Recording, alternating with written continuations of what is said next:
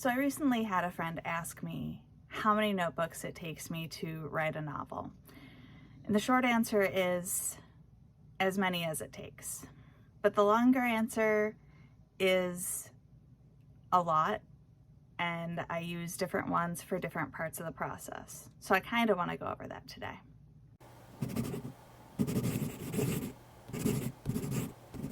Hi, my name is Dawn Dalton. I am a freelance writer and an author, and today I want to talk about how I use the different notebooks that I own in the process of writing. Now, I've gone over quite a few times how I handwrite my first drafts because that's how I've always written.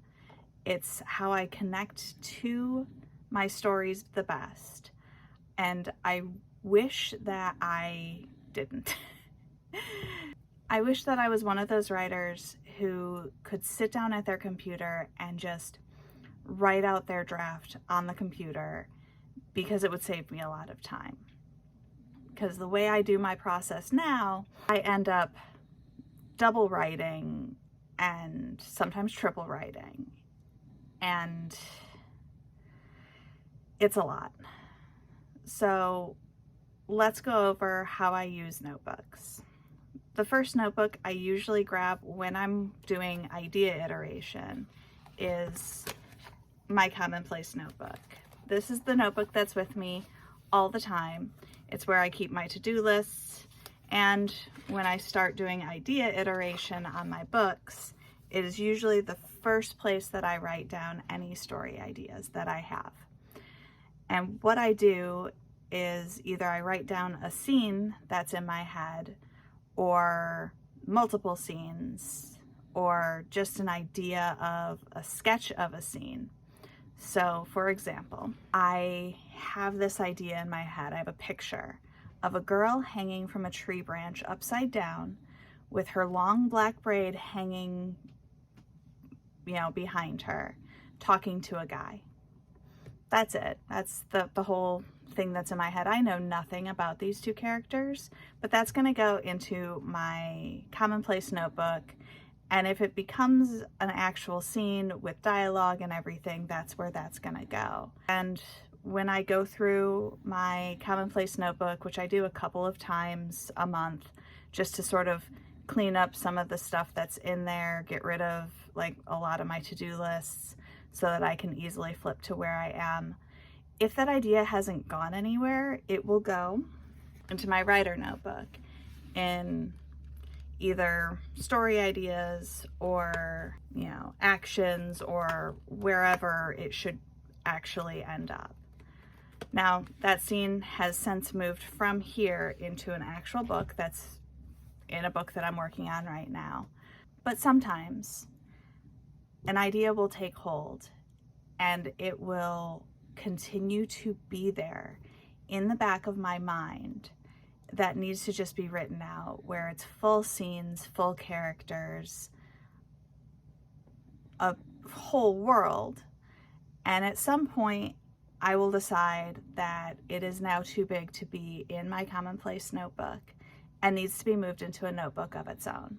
We're still not at the plotting, planning, drafting phase. We're just writing random bits of the story during idea iteration, but then it will move into its own notebook where the scenes are in no particular order. They're just however they hit my brain.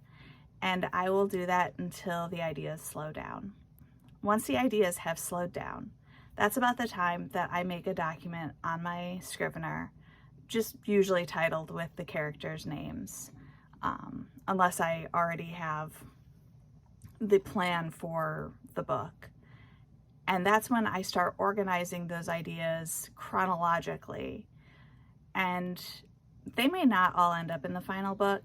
They may change. Really, what idea iteration is for me is the chance to get to know the characters ahead of plotting. And I think that that's the problem I'm having with picking up the pieces, is that I haven't allowed myself to play with the characters the way I have in other books. Once everything is typed up, that's when I will pull out my handy dandy Post-it notes and we plot. And just sort of get everything organized, figure out what I'm still missing, what I need to know about those characters. And if it's something that I'm currently working on, those characters are going to end up in here on lovely pieces of paper that look like this. I took them out for ease of travel right now.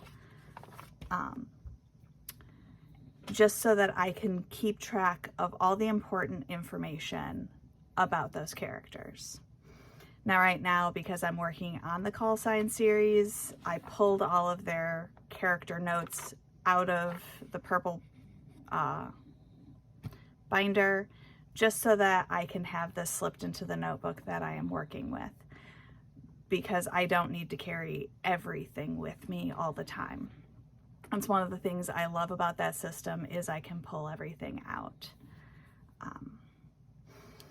But once I have everything plotted and the characters kind of better set, that's when I will pull out, I'm not going to say a fresh notebook, because I am trying to use up a lot of my partially used notebooks that I've had sitting around for years.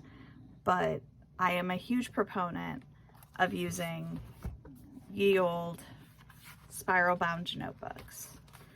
And most of this is because I don't feel bad if I have to tear something out and trash it.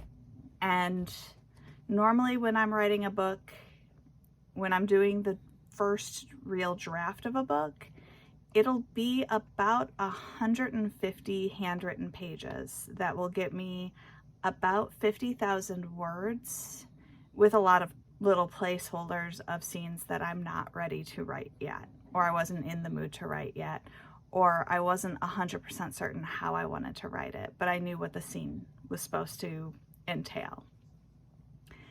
So with a lot of these being about 70 pages, that's 140 handwritten pages, which means I have to use a notebook and some change to do a first draft. With the fact that I am using up a bunch of old notebooks that have already had pages partially used ahead of time, you're looking at 2, 3, 4 notebooks. And for me, that's great, because I'm also trying to go through my stash this year and use up as many notebooks as humanly possible. Now, once I'm done with my draft, obviously, again, I type everything up. I usually go in for a fresh Scrivener document, just so that I have nothing lingering.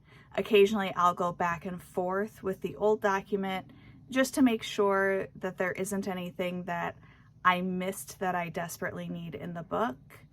And then once I'm ready, I will pass the book off to my alpha reader, and then I'll open up a new page in my Commonplace notebook to take notes of all of the things that are wrong with the book, or questions that my alpha reader has. And then I do a lot of the same thing when I go through beta readers, is I just take notes off of what they've given me to see if everybody agrees on the same thing, etc. So the short answer is I use a lot of notebooks, a lot.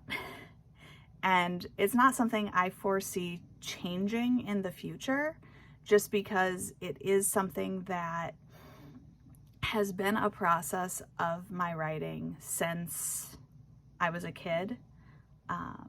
It used to be that I would use a pad of paper and not actual notebooks, and then double space it into a composition notebook. But now I do regular spiral bounds and Scrivener. Scrivener then also gets flipped into a regular PDF document so that my beta readers can read it, and because most of them don't actually have Scrivener because they are not writers, and Scrivener is very particular. So I hope that actually answers the question that I was asked about how many notebooks. The answer is a lot, especially because I'm going back and replotting, actually plotting for the first time, the first call signs book, because I thought I plotted at least well enough. And this one has been like the fastest book to go from brain to page, but I have to go back and replot it and rewrite it and redraft it and figure out exactly what's missing, because there's something missing. So this one's going to take, it's already used up 3 partial notebooks, so we're going to look at this one being closer to 5 or 6 by the time we're done, which will be fun. If you've been enjoying seeing the chaos that is my process, be sure to feed the algorithm, boop that like button, and subscribe, and I will see you next time. Bye!